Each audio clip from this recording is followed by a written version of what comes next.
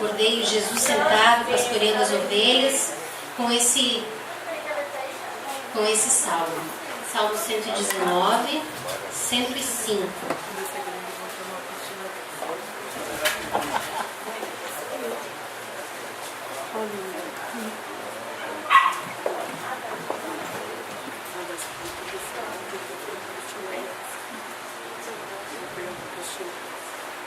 Aqui, nós vamos ler desde o 97. Diz assim: ó, quanto amo a tua lei, é a minha meditação todo dia. Tu, pelos teus mandamentos, me fazes mais sábio que os meus inimigos, pois estão sempre comigo. Tenho mais entendimento do que todos os meus mestres, porque medito nos teus testemunhos. Sou mais prudente do que os velhos, porque guardo os teus preceitos. Desviei os meus pés de todo o caminho mau para observar a tua palavra. Não me apartei dos teus juízos, porque tu me ensinaste. Ó, quão doces são as tuas palavras ao meu paladar, mais doces do que o mel à minha boca. Pelos teus mandamentos alcancei entendimento, pelo que aborreço todo falso caminho. Lâmpada para os meus pés é a tua palavra, e luz para o meu caminho. Amém?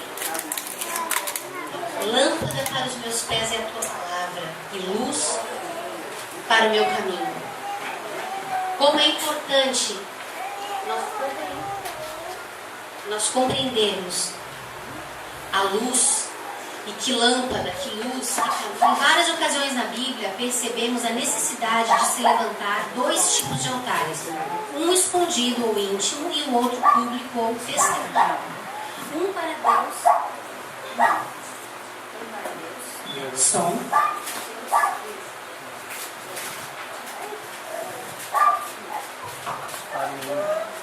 Então, um altar para Deus e outro para sermos apresentados aos homens. Precisamos nos apresentar diante de Deus. Então, antes de sermos apresentados aos homens, certo? Então, uma unção, um cargo, gente, não é tudo. Se você não foi chamado para aquele ministério, existem hoje 5 ministérios lá em Efésios que são falados para que a igreja, para que o corpo de Cristo chegue à estatura de varonilidade perfeita. Apóstolos, profetas, evangelistas, pastores e mestres.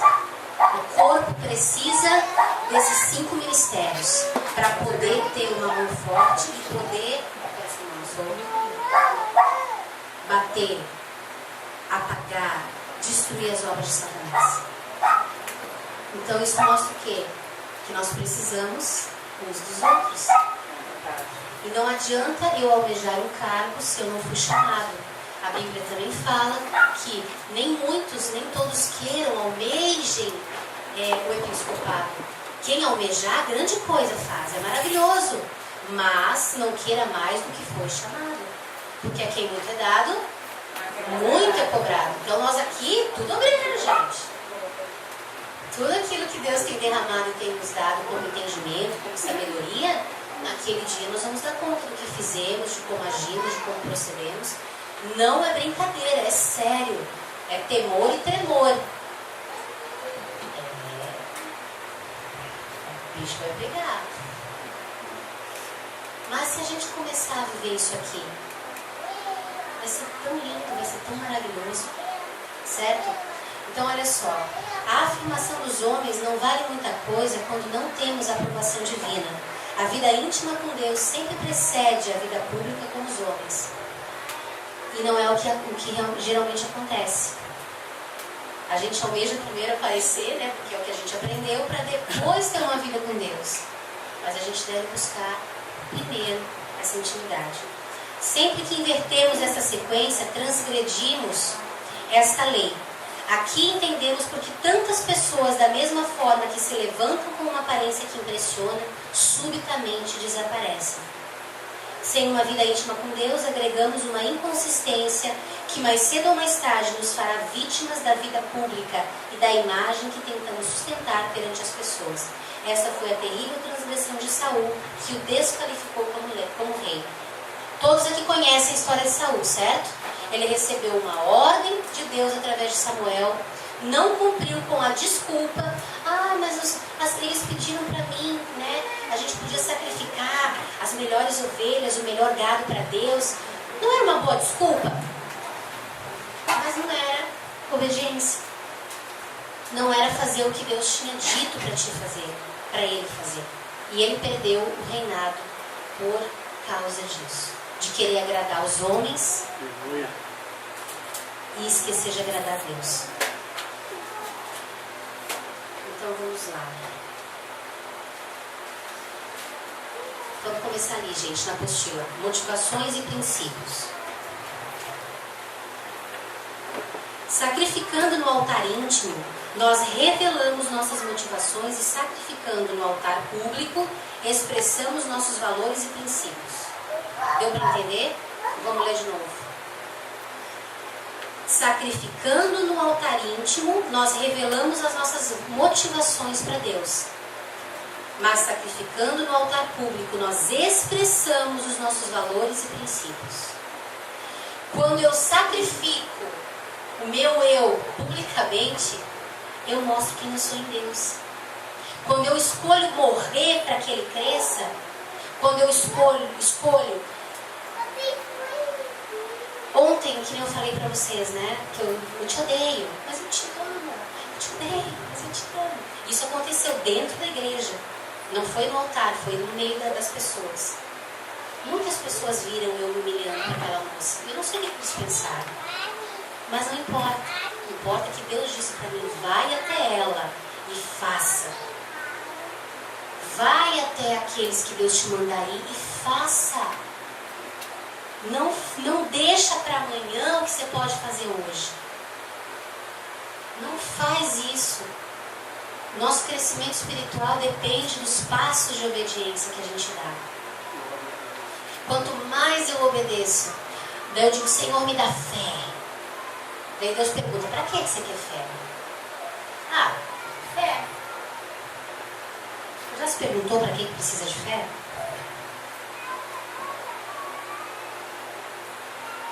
Para vencer os obstáculos, para acrescentar na tua credulidade, no milagre, para vencer os teus gigantes.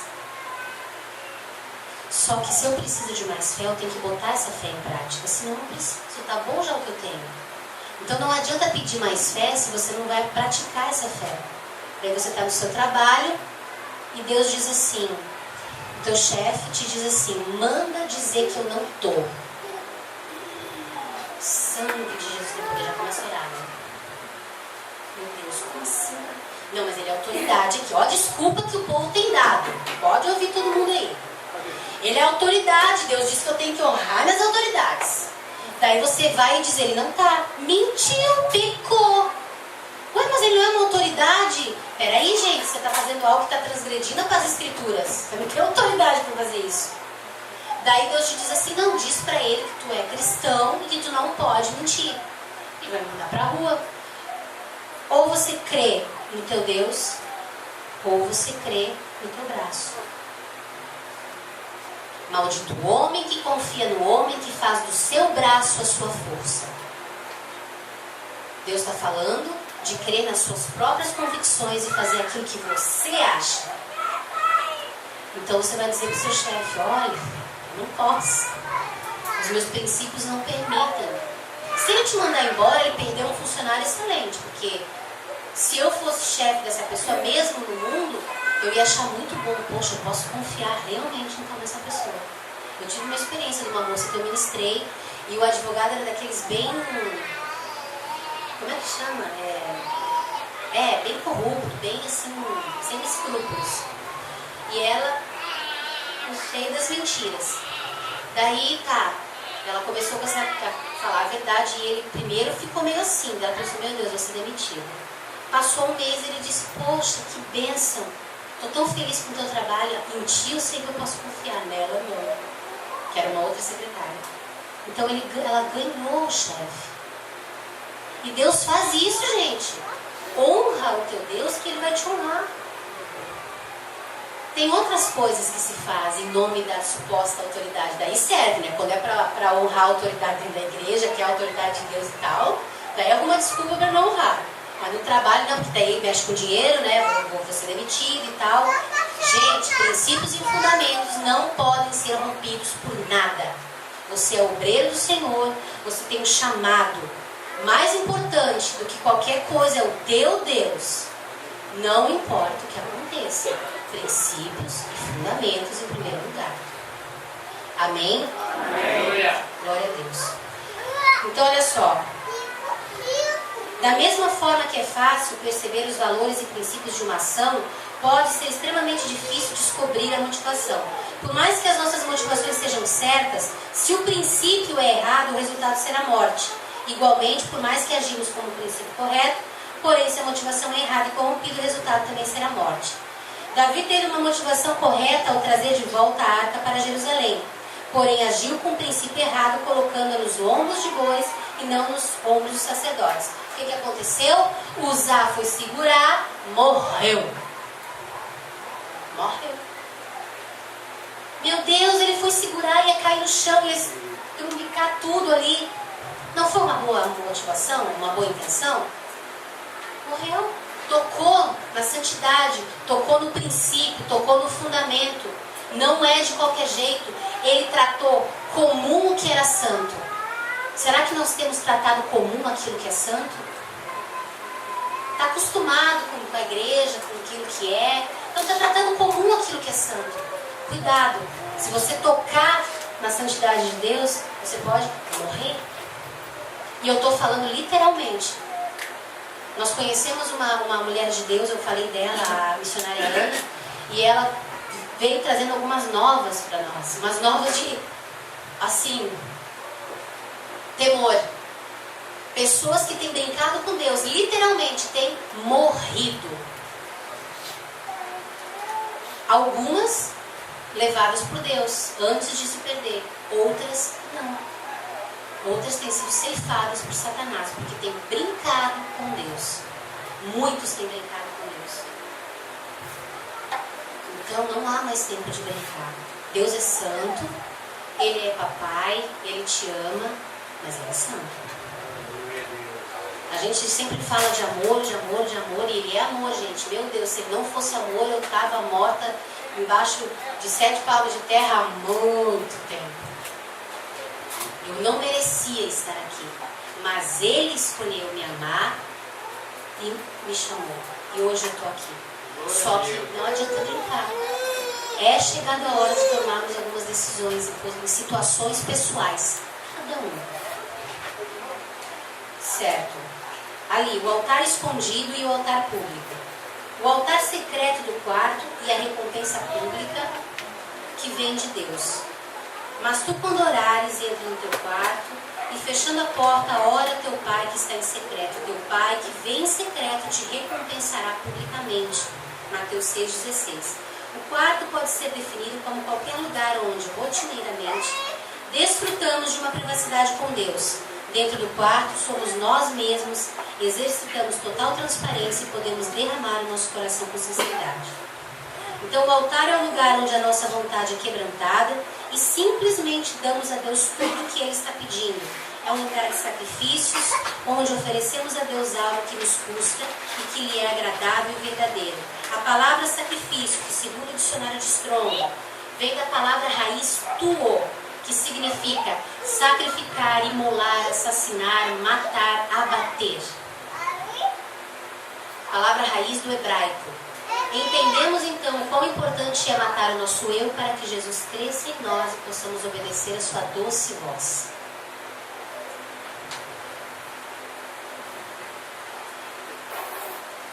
É no quarto que vamos ter as mais fortes e íntimas revelações e experiências. No quarto aprendemos a apoiar a nossa fé numa dependência total de Deus e não de pessoas. Isso é aceitado durante um espaço de tempo como recém-convertidos. O quê? A gente contar com os nossos pastores e de repente se apegar de uma maneira bem forte a eles. Isso é normal, maravilhoso, bom, saudável, quando é novo convertido. Agora, à medida que a gente vai crescendo, a gente precisa ter uma vida de intimidade com Deus. Porque se tu tiver uma vida de intimidade só com o seu pastor, uma dependência só na liderança, na falta dele, você não vai saber o que fazer. E a nossa vida tem que estar pautada numa vida de intimidade com Deus, acima de qualquer coisa. Bom, né? Eu sou pastora, tenho pessoas que caminham comigo. É muito bom você ver as pessoas te honrando, te amando, te respeitando. Mas é melhor ainda ver elas tendo uma vida com Deus. Sabe, sendo salvas verdadeiramente. Então a gente tem que estar verdadeiramente assim, abertos para isso. Sabe, queridos, eu estou passando algumas coisas aqui, mas é porque a gente está falando sobre elas. Então eu estou passando a leitura, senão nós não vamos conseguir terminar essa apostila. Amém? Então olha só.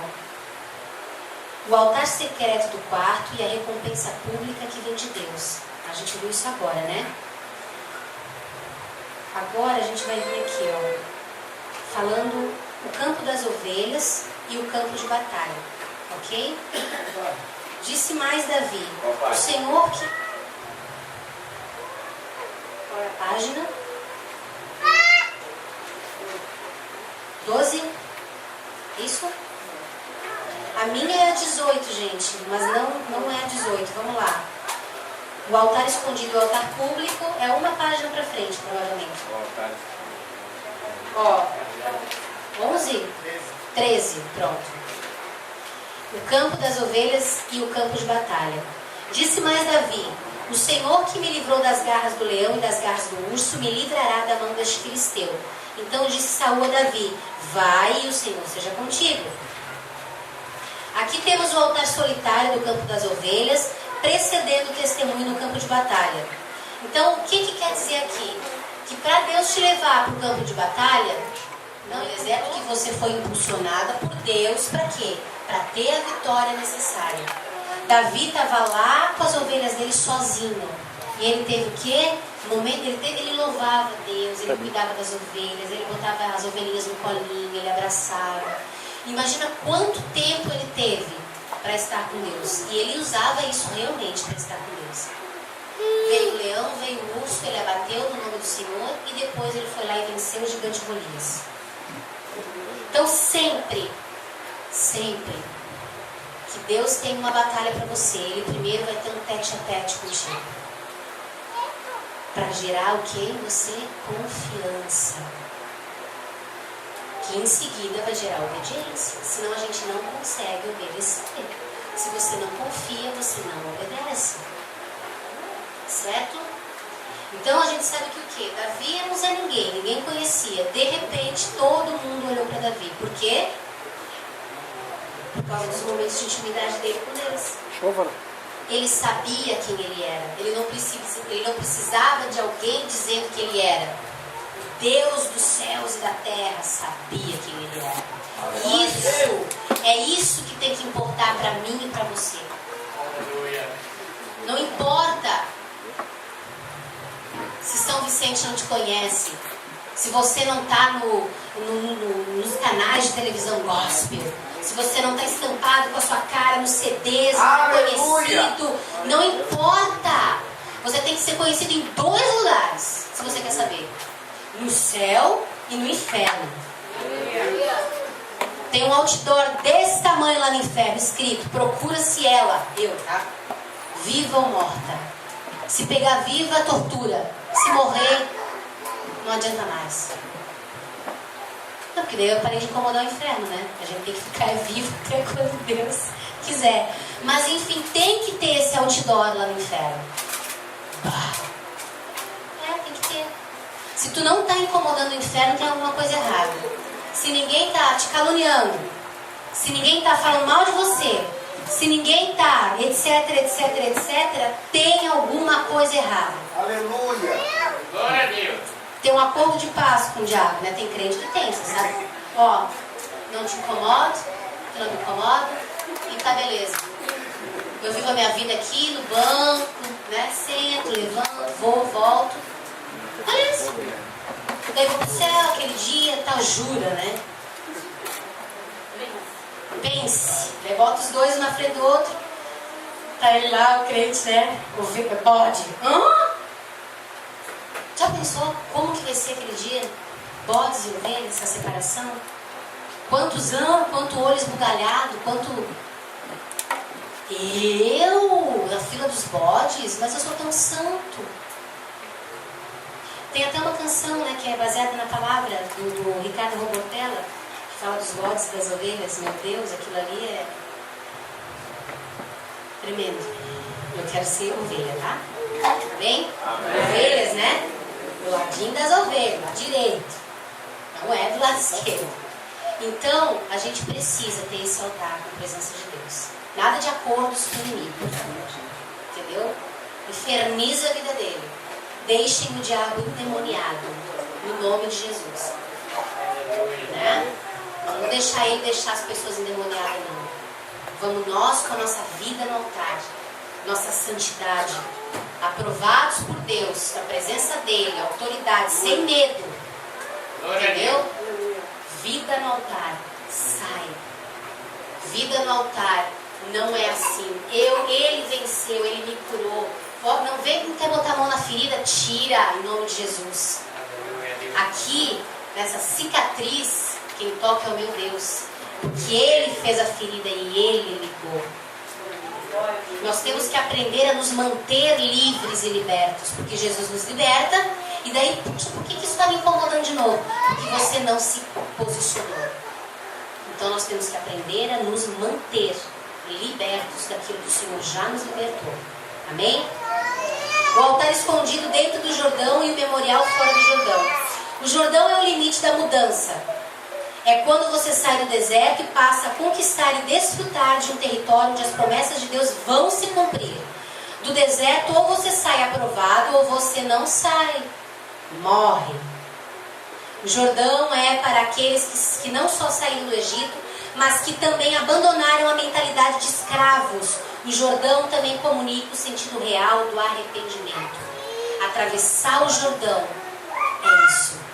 É você sair do deserto e você ver a possibilidade, porque tinha que atravessar o Jordão para chegar na Terra Prometida, certo? Vocês sabem, né, que o povo de Deus, eles vagaram no deserto 40 anos, sendo que era uma viagem de 40 dias. E por que tudo isso aconteceu? Porque eles foram incrédulos, porque a mente escrava estava tão forte, tão intensa, que eles não conseguiam ver de outra maneira. E muitos não, né? Quase todos, somente 2 famílias herdaram. Porque o resto todos, aquela geração, morreu no deserto. Ninguém aqui vai morrer no deserto, amém? Amém. Ninguém, em nome de Jesus Cristo. Em nome de Jesus Cristo. Só que Deus está chamando a atenção da gente. Amém. Nós não vamos morrer no deserto, mas nós precisamos nos posicionar. Arrependimento não é apenas você reconhecer que errou. Não é apenas você admitir e confessar os fracassos morais. Não é apenas você dizer, realmente eu fiz estas coisas que não deveria ter feito. E sinto muito.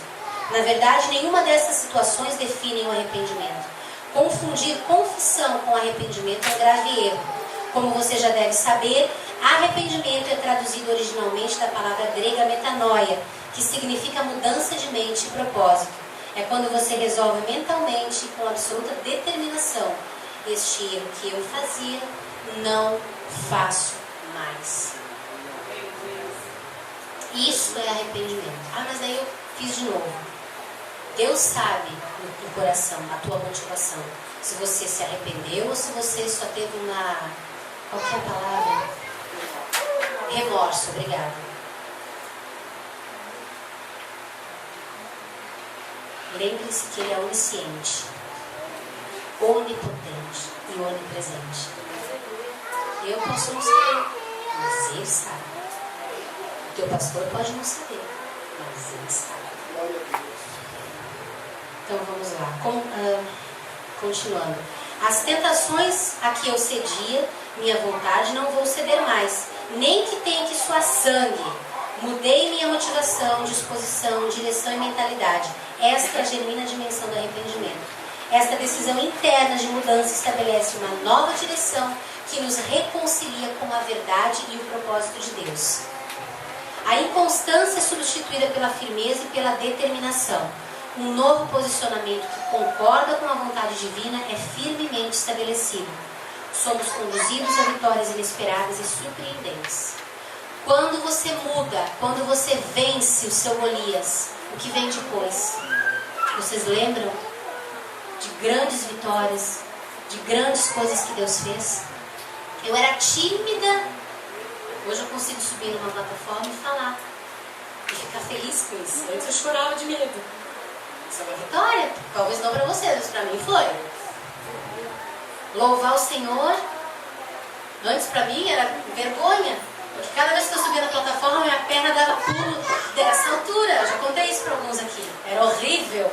Hoje não acontece mais. Isso para mim é uma vitória. Eu parei de fumar, eu parei de beber. Eu não uso mais drogas.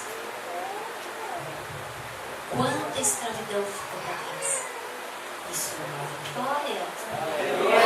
Hoje a minha boca é usada para pronunciar a glória do Senhor, para profetizar no nome do Senhor, para abençoar vidas. Antes, só o Senhor. Isso é uma vitória. Às vezes a gente esquece das pequenas coisas que Deus fez e deixa de ser grato por elas. Nós temos que lembrar do que Deus já fez e do que Ele ainda vai fazer. Certo?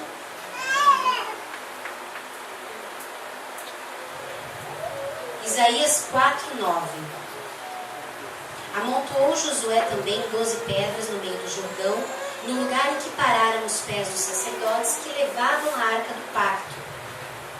E ali estão até o dia de hoje. Este altar é só para aqueles que pisaram no leito seco do Jordão. Depois que as águas voltaram a percorrer o leito do rio, ninguém mais podia ver aquele altar, senão Deus. Existem altares que somente o Senhor vai ver na tua vida. Ninguém mais precisa ver. É isso que significa o altar no Jordão. Quando você está para receber, para entrar na terra prometida. Certo? Toda travessia na vida, toda mudança espiritual de endereço e mentalidade é marcada por estes dois altares. Tudo começa com o testemunho que Deus dá acerca de nós e se completa com o testemunho que damos acerca dele. Este é, portanto, a primeira parcial do princípio de nos apresentar diante de Deus. Então, isso é o mais importante. A gente tem estudado no original hebraico, só vou dar uma pinceladinha, o que é o fruto, né? Que é pri no hebraico. E toda palavra do hebraico, ela tem uma raiz de 3 letras. A do meio significa cabeça, né, o coração da palavra, e do lado, o corpo. Então, o que acontece? Vamos colocar agora o fruto. O que é o fruto? Se o meu cabeça é Jesus, o que as minhas mãos, o meu corpo vai demonstrar? O fruto do Espírito de Deus. Então é tão tremendo que a gente tem descoberto que não só os ensinamentos, mas as palavras, a essência, tudo aponta para não só coisas ditas, porque o hebraico ele é orientado pelo verbo e não pelo pronome como nós. A gente está acostumado a ser. O hebraico é fazer, é estar, é verbo, é ação. Então as pessoas, o fruto tem que gritar dentro de nós. Quando Paulo diz que eu devo ser a carta escrita de Cristo, ele está falando disso. Os meus frutos têm que ser maiores do que as minhas palavras. Eu não posso falar e não fazer. Eu preciso ser. Ser. E tem sido cada vez mais difícil ser.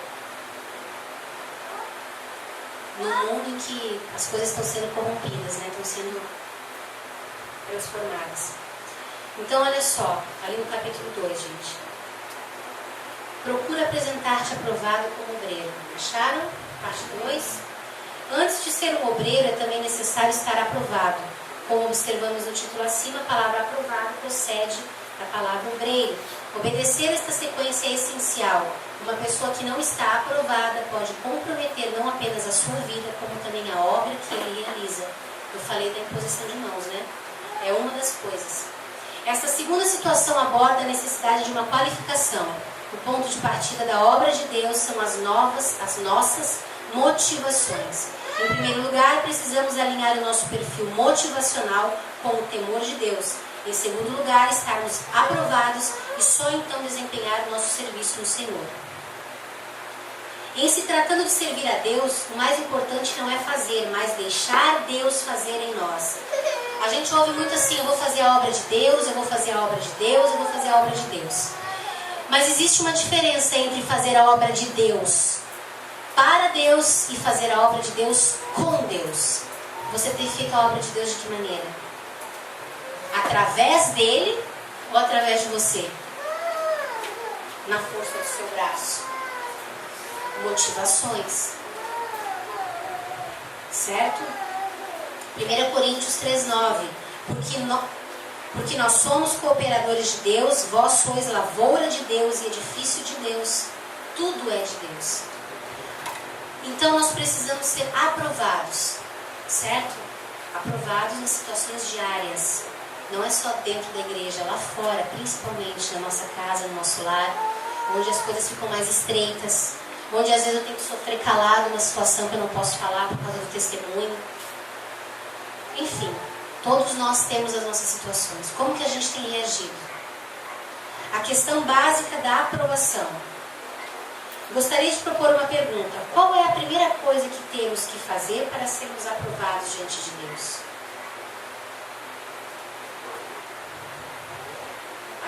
Aqui eu estou falando assim. Alguém logo responde, obedecer, ser obediente. Outros asseguram, temos que temer ao Senhor. Ainda outros afirmam com certeza, para sermos aprovados temos que andar em santidade, viver por fé. E assim vamos ouvindo respostas cada vez mais espirituais, mas que fogem da simplicidade da pergunta. Para ser aprovado eu preciso fazer a prova e passar nela. Então a gente vai ter provas. Eu tenho que entender que as provas que nós passamos servem para nos amadurecer, para nos aprovar, certo? Então, bem-aventurado o homem que suporta a aprovação, porque depois de aprovado, receberá a coroa da vida que o Senhor prometeu aos que o amam. Tiago 1,12. Então, para ser aprovado, eu preciso fazer a prova. É simples, né? Só que a gente não aceita isso. Que prova! Isso não é de Deus. Não, a prova é de Deus. A tentação não é de Deus. Glória a Deus. É diferente, né? Deus não tenta ninguém. Quem tenta é Satanás. Mas Deus nos prova. Então, se está rolando tentação, arreda que é Satanás mesmo. Manda correr. Agora, se a aprovação para provar o teu caráter, recebe e cresce. Precisamos crescer na graça e no conhecimento de Deus. Deixar de ser meninos inconstantes, como Paulo fala. De fazer birra por qualquer coisa, de ficar bravo por qualquer coisa. Sabe? Porque o pastor não aceitou uma ideia, ou não fez o que ele queria, ou repreendeu, ficar bravo, se levantar contra, sair pisando fundo, falando mal. Não, amor, dobra o teu joelho e ora, Deus vai falar contigo. Se o teu pastor estiver errado, Deus vai falar com ele. Aleluia. Agora, se for você, dê uma chance de Deus falar contigo. Abre o teu coração e o teu ouvido para Deus falar contigo. Eu vou dizer uma coisa para ti, geralmente a gente está errado, tá? Já se acostuma. Em 80% dos casos a gente está errado. Até mais, se puder. E se tu entrar numa queda de braço com Deus, sinto muito dizer, mas também tu vai perder. Não tem jeito. Ele vai sempre ganhar. Então é melhor obedecer do que sacrificar. É melhor fazer a prova e passar. Glória. Não é? Glória a Deus. Então olha só.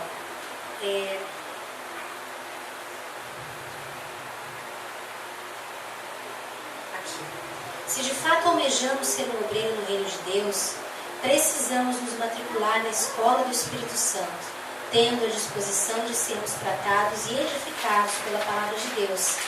Esta escola dura a vida inteira.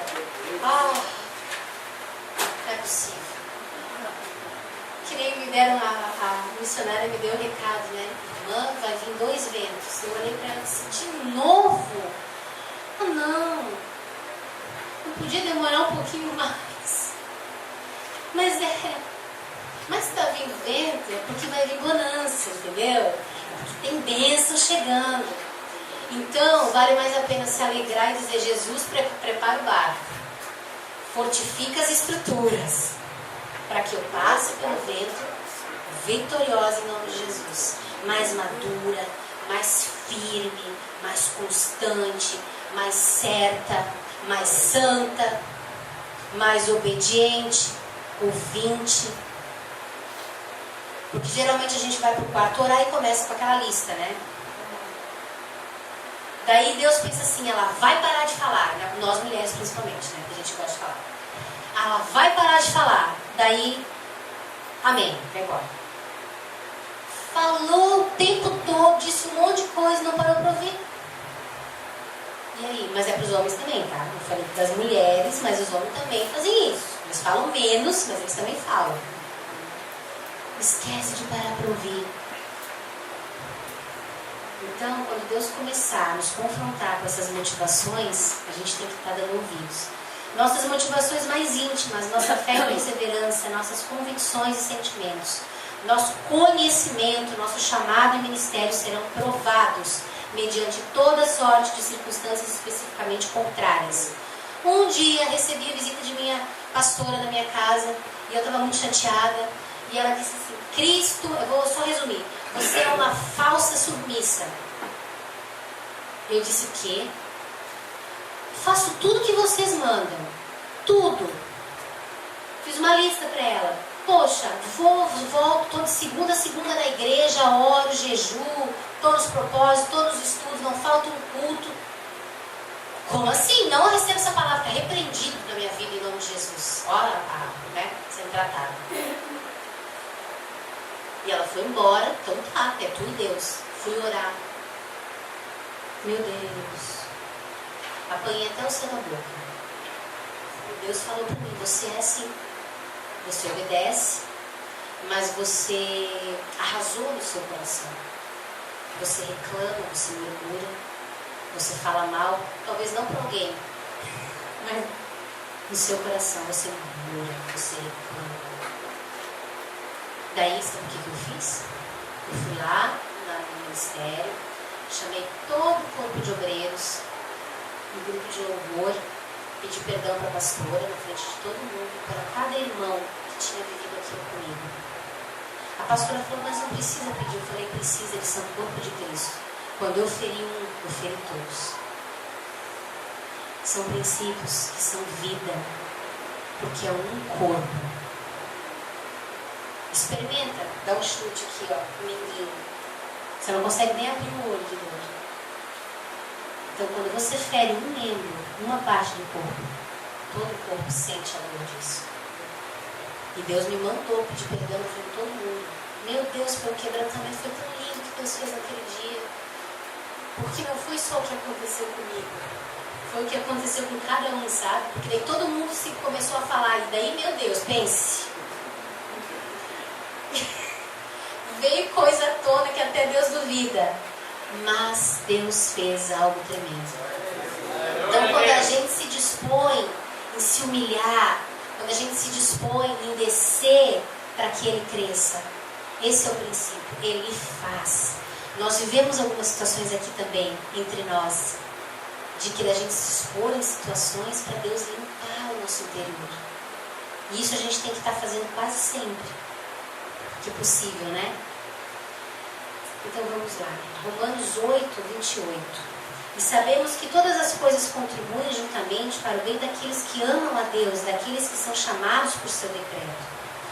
Este texto aponta para a necessidade de quebrar um sofisma que muitos tentam sustentar, ou seja, quando atendemos ao chamado de Deus, Mesmo andando em obediência, não quer dizer que só acontecerão coisas positivas e animadoras. Então a gente aceita Jesus e às vezes pensa que vai ser tudo as mil maravilhas. E não é, a gente começa a ter provas, ter situações difíceis, ser confrontado no caráter, nas motivações, entendeu? O que você quer? Que você, de repente você está andando com um irmão na igreja e acontece uma situação e Deus quer que você ame ele, mesmo ele tendo falado mal de você. Ou mesmo ele tendo se levantado contra você. Você tem que dar a prova de Deus na tua vida. Certo? Quem nos separar do amor de Cristo? A tribulação, ou a angústia, ou a perseguição, ou a fome, ou a nudez, ou o perigo, ou a espada. Romanos 8,35. Se você está passando por alguma dessas situações, então você está diante da tremenda oportunidade de não duvidar do amor de Deus e tornar-se um vencedor. Glória a Deus. Glória a Deus. Nós estamos passando por isso? Eu estou. Lembra que eu falei ontem? Toda prova, toda situação, justa ou injusta, você tem duas oportunidades, duas chances. Ou você se sentir um perdedor e um coitado e morrer no deserto, ou você dizer, Deus, o Senhor está me ensinando algo com isso e eu quero, me amadurece, me transforma, pode usar, eu quero crescer. Toda situação, não é uma ou duas ou três, é toda. Não existe nenhuma situação que Deus não esteja no comando, até na coisa mais terrível. Não existe. A Bíblia diz, a palavra diz que nada acontece sem a permissão de Deus. Não cai uma folha de uma árvore sem a permissão de Deus. Nós não sabemos quantos fios de cabelo tem na nossa cabeça, e não cai nenhum fio de cabelo na nossa cabeça se Ele não permitir, se Ele não quiser. Então, tudo é uma chance de crescer. Escolham ver dessa maneira daqui para frente, em nome de Jesus. Não deixem Satanás lançar espírito de autopiedade e de coitado, porque tu é um vencedor. Tu foi escolhido. O Senhor te tirou lá do chão, lá do mundo, para te fazer vencedor. Não deixe o inimigo te enganar, te dizendo que você é um coitado. Não, você não é. Repreende, manda ele. Ah, é coitado é você. Você está condenado ao inferno. Arrega Satanás em nome de Jesus. Coloca ele para correr. Você é vitorioso. Não deixa ele fazer história na sua cabeça. Amém? Amém. É desse jeito, gente. O que é isso? Está na hora da gente crescer, de agir como adultos, maduros, comer feijão com arroz, que nem diz Paulo, comida substanciosa. Chega de papinha. É feijão com arroz, é pirão. Nós temos que crescer. Chega de ficar, ai, coitadinho de mim, ninguém me ama, ninguém me quer, ó, a vida cruel. Tinha um desenho, né? Eu já acho que já era até a Timanha do Capeta esse desenho. Porque, meu Deus, né? Ó vida, né? Ó céus. Chega, tu não é um coitado.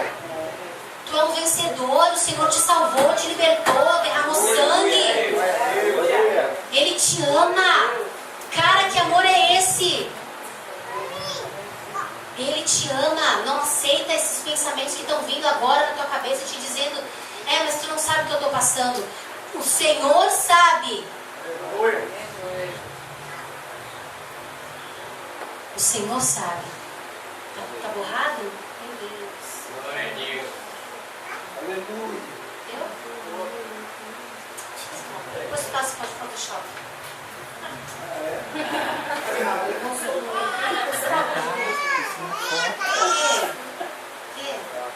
Não é foto, é filmagem. Ah, então corta. Deixa o olho preto. Então, levei um box de Deus. Pronto. Então, gente, essa aqui é a questão.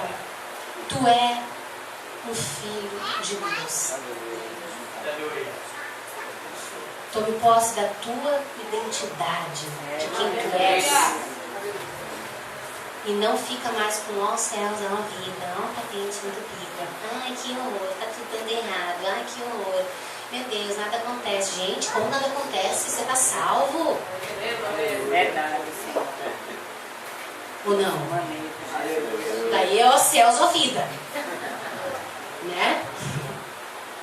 Não, você está salvo. Em nome de Jesus. E vai caminhar, vai dar mais um passo para a salvação amanhã. E mais outro depois de amanhã. E outro depois de amanhã. Porque é de glória em glória, né? Gente, vamos lá. A desintegração do caráter, a síndrome da debilidade moral crônica. Isso quer dizer o quê? Quando as pessoas começam a achar tudo normal. Assim, resumindo, a gente vai ler um pouquinho aqui, não vou ler tudo, só para vocês saberem, né? Porque tem muita coisa para ler, então vamos lá. Vivemos num mundo debilitado e degenerado moralmente. A decadência está em alta, o moral relativou-se, tudo é relativo, depende do ponto de vista, a ponto de se tolerar e ser confundido com o imoral. Ontem eu falei sobre isso, lembra? Swing gospel, pornografia gospel, o que mais quer? Sex shop gospel, né? Balada gospel, funk gospel, tal. Então tá tudo confundido, tá tudo sendo torcido. Faceamos uma aguda inversão de valores que absurdamente é tida como avanço cultural e modernidade. Não, a gente está vivendo, as coisas são outras. Naquela época não tinha, se tivesse, de repente até também. O pior é que isso está entrando para a igreja e contaminando-a. Pessoas que aceitam a debilidade moral crônica se moldam às circunstâncias imorais que rotineiramente as afrontam. Acabam se conformando com os valores iníquos e presentes do século. Qual que é o final da história? Morte e destruição. Não existe outra saída. Morte e destruição. A única coisa que procede e que nos leva à vida eterna é a árvore da vida, a árvore do conhecimento do bem e do mal. Ela é do conhecimento do bem e do mal, mas ela gera vida?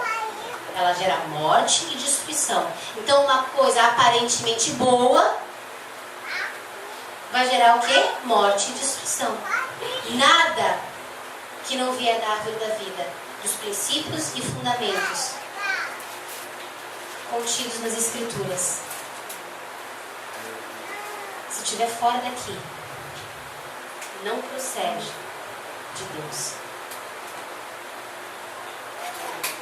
Certo. Alguns pensam que certas debilidades fazem parte da sua personalidade. Eu tenho um problema nessa área, Deus sabe que eu sou frágil e tal, né? Os pecados de estimação. Muitas pessoas, dentre elas obreiros e líderes e pastores, têm abraçado a sua fraqueza moral como um vício evangélico e estão tentando convencer a Deus que já nasceram moralmente débeis, que eles são assim mesmo e não tem jeito. Porém, na verdade, esta debilidade de espírito produz impiedade e maldade. Esta falta de força moral dá lugar ao diabo, profanando a obra de Deus e trazendo escândalos e destruição. Aqui tem só um diagramazinho que fala do ciclo da derrota, né? É um ciclo mesmo. Você começa, perece, daí de novo, e vai ficando cada vez mais difícil de sair da prova. Cada vez que você reprova numa prova, a prova se torna mais difícil. Porque a gente vai se cansando. Entendeu? A gente vai se cansando. E a tendência é esmorecer. Então, quando a prova vier, passem na primeira, em nome de Jesus. Em nome de Jesus. Não fiquem lutando com Deus, se batendo, gente. Não façam isso. Além de doer, vai causando essa deficiência, essa fragilidade na gente. O que é derrota? Sob a perspectiva da aprovação, podemos abreviadamente definir derrota como sendo uma vida cíclica de reprovações. Ciclo é algo viciante, onde nos vemos obrigados a voltar sempre no mesmo ponto. Quando alguém enfrenta um ponto de prova e sucumbe ou perece, obrigatoriamente terá que retornar a esta mesma questão. Cada vez que fazemos uma prova e não somos aprovados, precisamos fazê-la de novo. Do confronto com esta lei emerge um caráter de obediência ou uma alternativa de falência moral. Então, o que vai acontecer? Se eu resolver obedecer, eu vou alcançar a vitória. Agora, se eu começar a desobedecer, uma vez atrás da outra, nem eu mais vou acreditar em mim mesmo. A gente que aconselha, né? Vocês já não conhecem pessoas que falam assim, não tem jeito pra mim, não adianta, não dá. Gente, eu ouço isso tanto, porque as pessoas passam nem elas a acreditar mais nelas. De tão acostumadas a desobedecer que elas estão. Só que elas não sabem que elas estão sendo desobedientes. Elas acham que estão certas. E na realidade não estão. João 8,34. Em verdade, vos digo que todo aquele que comete pecado é escravo do pecado. Então o que acontece? A gente se sente vencido e sem esperança. Quando eu erro, peco, não há transformação e não há arrependimento. Então a gente tem que evitar isso. Nós como obreiros, como pelotão de frente, a gente está até mais suscetível a isso. Por quê? Porque a gente está lutando contra o diabo, a gente está jogando vidas. Não pense que agora é o super obreiro, né? Não, é o super Deus do obreiro, daí sim. Porque nós não, a nossa fragilidade vai causar essas situações aqui. Então, olha só, dia após dia, eu não vou ler aqui, eu vou falar só sobre isso. O gigante filisteu ia todos os dias e afrontava o exército de Deus. Lembra disso? Como é que estava? Como é que estava o povo de Deus? O exército?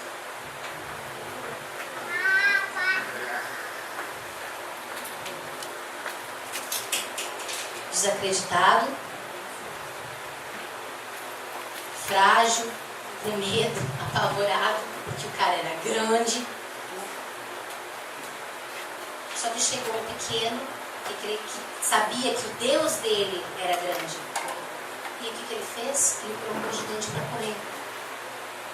Então, essas debilidades que você pode estar enfrentando, que às vezes estão querendo enfraquecer a tua fé, apresenta elas para o teu Deus que é grande. Sabe? Porque isso vai tentar te perseguir, vai tentar fazer você desistir. Mas em nome de Jesus, tem um Davi para cada Golias. E se tu tens um gigante que está tentando te derrubar, creia que existe um Davi dentro de ti. Glória a Deus. Você é um pequeno de um grande Deus. Não um grande homem de Deus. Um homem de um Deus grande. Sabe, a gente ouve tanto falar de grandes homens de Deus. É complicado ser um grande homem de Deus. Isso sobe o coração, enrijece a nossa alma, frustra os nossos planos e corrompe a nossa alma. Queiram ser homens e mulheres de um grande Deus. É muito mais seguro. Davi sabia disso. E até quando ele pecou, ele sabia o grande Deus que ele servia. E ele se expôs. Para quê? Para que houvesse um arrependimento. Porque ele conhecia o Deus dele. Então, de repente, talvez esteja faltando um pouco de intimidade com Deus. Para você saber que você pode se abrir sim, que você pode procurar o teu pastor, a tua pastora, e abrir aquele pecadinho secreto que está escondido. Certo? Ou essas situações aqui que estão te deixando fracos porque tu não está conseguindo vencer. Te expõe para a pessoa certa, né? Não vai falar com qualquer irmão não, que vai te expor. Mas procura os teus pastores. Além de um peso sair das tuas costas, vocês vão ver a cumplicidade que isso vai gerar entre vocês. A conexão que só o Espírito de Deus dá. Porque é algo que é sinérgico. Não é uma simpatia, eu te entendo. Não, eu sinto a tua dor, meu irmão. Eu sinto, eu sei. Eu vivo contigo, eu choro com quem chora. Eu rio com quem ri. Eu salto de alegria com quem salta. É isso que diz as Escrituras. E é isso que o povo de Deus tem que voltar a ter. Porque se não houver isso, vai virar Laodiceia. O amor esfria. Eu não tenho que ter uma pessoa perfeita, porque o perfeito é Cristo. Mas eu tenho que querer me aperfeiçoar em Cristo. Glória a Deus. Certo? Olha só. Vamos lá agora, para a gente terminar. definindo o trauma. A gente viu agora, que a gente falou sobre Davi, sobre Golias, sobre a questão de enfraquecer as convicções. Imagina ouvir todo dia: quem vai vir lutar comigo? Ou vocês no trabalho? Qual é o Deus que tu serve? Ah, crente. Né? Esse crentinho. Deboches. Né? Ou como que quando eu converti falavam pra mim: ninguém muda da noite pro dia. Você não vai mudar nada, você não mudou. Isso eu ouvi. Eu não acredito em você. Quantas vezes, quantas situações você vive no seu trabalho que podem estar te desmotivando? Ou aquelas coisas escondidas que ninguém sabe, que você sabe, que tu fica: nossa, não aguento mais, não preciso vencer isso. Deus tem misericórdia. Então procura o teu pastor. Amém? Definindo o trauma. Na dinâmica desta vida cíclica de reprovações reside o verdadeiro ponto onde se concentram as nossas enfermidades. É impossível falar de derrota sem falar em trauma. Cada reprovação significa uma machucadura. Sob esta perspectiva, podemos definir o trauma como sendo o resultado de feridas e reprovações concentradas no mesmo ponto. Uma ferida em cima da outra. O que acontece? Imagina, você acabou de se machucar, caiu um tombo. Você já andar de carrinho de rolimã? É legal, né? Também já. Gente, eu tomei cada pacote. Então era casca do lado, ferida no joelho, vôlei, cabeça, testa, era tudo cheio de corte. Daí ia lá e voltava e ia brincar de novo. Queria nem saber, porque a emoção, né, de brincar, aquela adrenalina, valia a pena. Daí caía tudo no mesmo lugar de novo. Abria um buraco de novo. Então pensa, eu trouxe só esse exemplo para a gente lembrar. Uma ferida em cima da outra ferida. O que ela causa? Dores cada vez mais profundas e intensas. Então essa é uma forma bem prática de definir um trauma. É quando você machuca em cima de um machucado que já havia sido machucado. Só de pensar em alguém encostar nesse local sobre atingido já dói. Só pensar. Um terrível medo de ser novamente ferido se instala como um mecanismo automático de defesa. Psicologicamente, este ponto vai sofrendo uma fragilização constante, tornando-se cada vez mais suscetível a colapsos onde a própria estrutura pode se romper, como um osso que se quebra produzindo danos permanentes ou de recuperação mais demorada. Temos visto pessoas que depois de fazer 5 vestibulares mal sucedidos desistem de vez dos seus sonhos profissionais. Eu fui fazer prova de direção e daí a gente estava lá no grupinho de pessoas, né, para fazer de carro e moto. Daí tinham as mulheres assim. E eu estava negativa, eu orei, mas eu estava em paz com Deus, mas eu comecei a ficar nervosa vendo aquela mulherada daquele jeito. E eu comecei: o sangue de Jesus tem poder, o sangue de Jesus tem poder, o sangue de Jesus tem poder. Daí elas ficavam no ponto assim, e daí assim: meu Deus, se ela der seta para a direita, é reprovada. Daí todo mundo ficava assim. Daí seta para a direita, meu Deus, todas antes de mim foram reprovadas. Daí me chamaram. Eu cheguei lá, entrei no carro, já nervosa, né? Esqueci de dar seta para sair. Daí a mulher olhou para mim e disse assim: você esqueceu a seta. Eu digo: pronto, vou reprovar, acabou. Daí entrei no carro, fiz todo o trajeto, fiz tudo certinho, tirei a mão do volante 3 vezes. Olhei para a mulher e disse assim: eu acho melhor a senhora parar de conversar comigo, porque eu não consigo conversar sem me expressar. Eu falei para ela. Foi assim, porque a mulher falava comigo, e vamos fora do volante, de novo. Olhar para ela.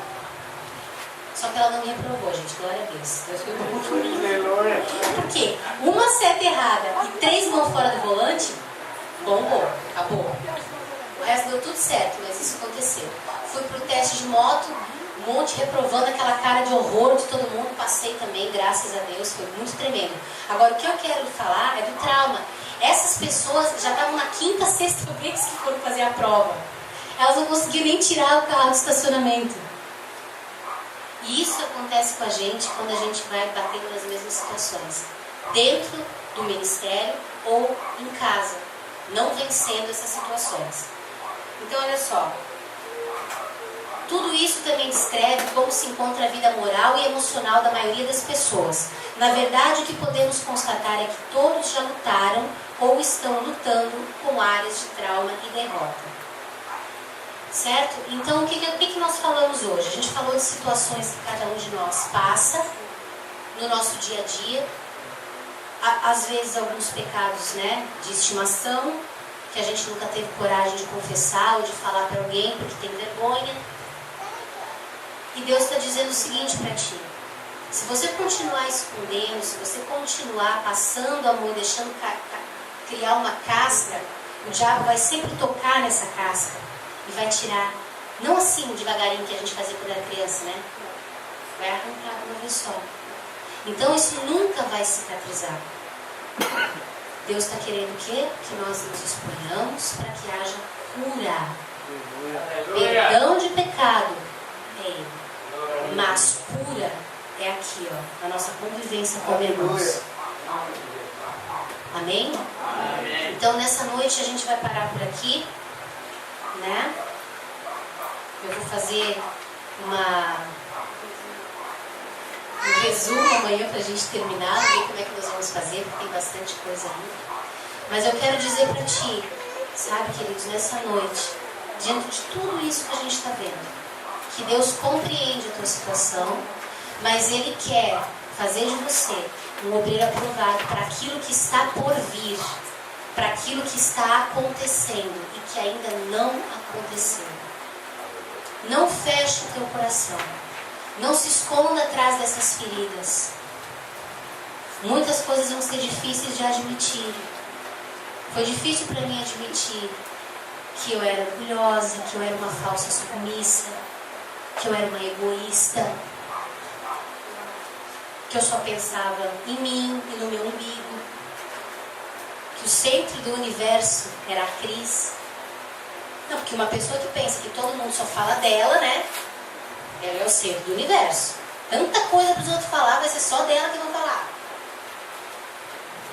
Então pensem nessas coisas. Vai doer, cirurgicamente falando, mas vale a pena. A hora que cicatrizar, vai levantar inimigo, vai levantar irmão, vai levantar quem for, mas não vai conseguir causar o estrago que às vezes ainda tem conseguido causar. Certo? Chega, gente, de melindrosidade. Chega de ser dodói. Chega de ficar, ai, porque ninguém me entende. Vai orar que Deus vai mostrar para ti, vai mostrar para mim o que tem que ser transformado em você. Você quer gerar transformação em alguém? Começa a mudar você. Não fica esperando teu irmão mudar. Não fica esperando teu esposo mudar. Não fica esperando tua esposa mudar. Se a luz chegou para ti, toma a postura e faça acontecer. Glória a Deus. A responsabilidade é tua. A responsabilidade é tua, é minha. Não é daquele que não teve a luz ainda. Ah, mas ele ouviu a pregação também. Mas de repente ele não entendeu ou ele não quis entender. Mas se você entendeu, a responsabilidade é sua. Chega de ser crente dodói, de dar trabalho pro pastor. A gente tem que somar e não subtrair. Somar e não dividir. Vai ter uma grande colheita de remanescentes que querem ter vida com Deus, não brincar de ser cristão. Aleluia. Não é igrejas cheias de pessoas vazias. É igrejas cheias de cristãos cheios do Espírito Santo. Glória a Deus. Povo sarado, santo, poderoso, em obras, em ações. Eu creio em Deus. Eu, vocês. Vocês estão vendo que são poucos, né?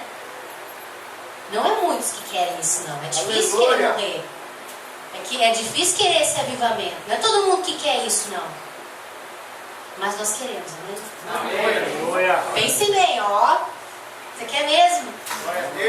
Aleluia. Então vamos dar um brado de vitória ao Senhor. Nós queremos, nós ansiamos, nós queremos para o teu avivamento. Nós queremos a tua transformação. Nós queremos o teu poder. Senhor, em nome de Jesus Cristo, Pai, eu declaro sobre o teu povo, eu declaro sobre a tua igreja, construções santas, fundamentos cristãos, a rocha sobre os seus pés, o fundamento da rocha que és tu, Jesus. Nós falamos nessa noite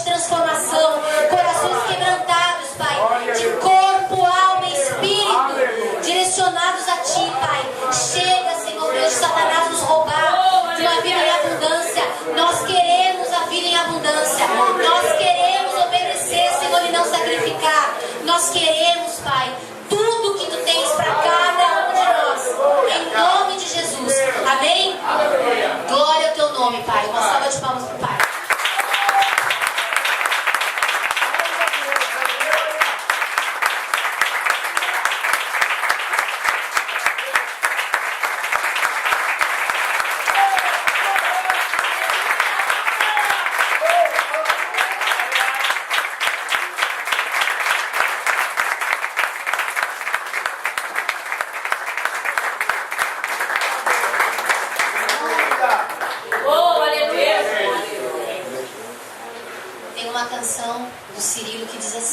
Senhor, eu tenho sede da Tua santidade, mas sinto-me pequeno, sem saber como fazer. Eu tento, mas percebo que o mal ainda reside em mim. Mas lendo Tua palavra, descobri que Tu desejas, por Tua misericórdia, implantar dentro de mim Teu caráter. E que a Tua santidade é melhor do que a minha, Senhor. Tira meu prazer, Senhor, pelo pecado. Dá-me um fogo de amor por Ti. Cria em mim, Senhor, um coração puro. Cria em mim, Senhor, um espírito reto. Cria em mim, Senhor, um coração puro. Aleluia! Cria em mim, Senhor, um espírito reto dentro de mim. É isso aí. Esse é o princípio. Ele, a santidade dele, a vida dele, gerando caráteres que vão transformar vidas para sempre. Não é por um período de tempo, é para sempre. É até a eternidade, é até o milênio, é até lá e depois de lá, e não vai acabar nunca mais. Glória a Deus.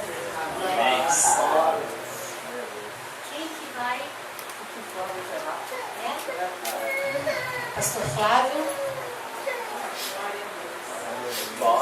Gente, Deus nos ama demais. É por isso que Ele pega os filhos dele e corrige.